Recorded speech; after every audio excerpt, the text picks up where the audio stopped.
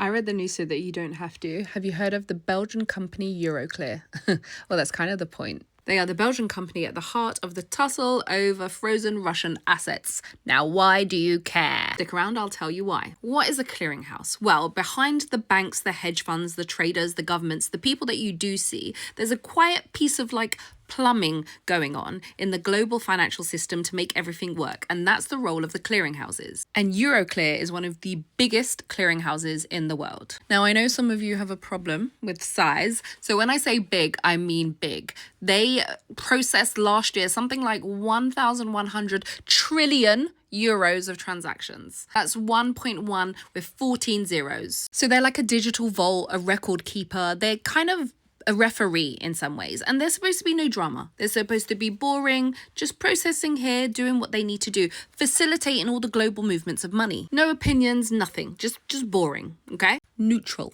So if you're thinking of global finance as like The Wire, yeah, we're back there, then clearinghouses and Euroclear would be like Prop Joe.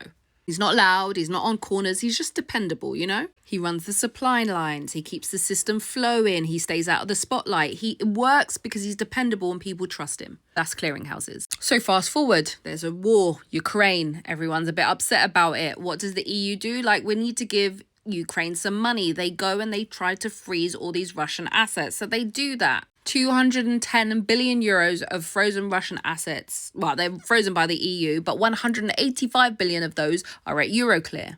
Russia's not happy. Now, you may have seen a video where I said that they were trying to make a reparations loan. The EU were trying to force Euroclear to do certain things. Euroclear, it didn't work out because Euroclear were like, no, this is putting us in a bad position. They thought they were off the hook. Russia said no. The Russian government had brought a case in Moscow against Euroclear. They're saying the clearinghouse have become politically weaponized, and they're also saying that they have unlawfully withheld their access, Russia's access to their assets. So obviously, if Prop Joe, i.e. Euroclear, aren't seen as neutral anymore, everyone's going to rethink whether they're going to do business with them. What does that mean? Let's get onto de-dollarization. So even though Euroclear is in the EU, it is very much a US dollar-centric financial system. With dollar settlement chains, dollar-denominated bonds, you get the drift. Dollar, dollar, dollar. So because Russian assets are now being frozen by Euroclear, the message to the world isn't, oh, Russia's being punished. The message says your reserves are only safe if you're aligned with the West. And this is why economies such as China, Russia, Gulf states, BRICS economies have slowly been reducing their reliance on dollar-based systems. They're not necessarily dumping the dollar overnight, but they are building alternatives. And what the Euroclear system has shown us is that de-dollarization isn't ideological, it's defensive.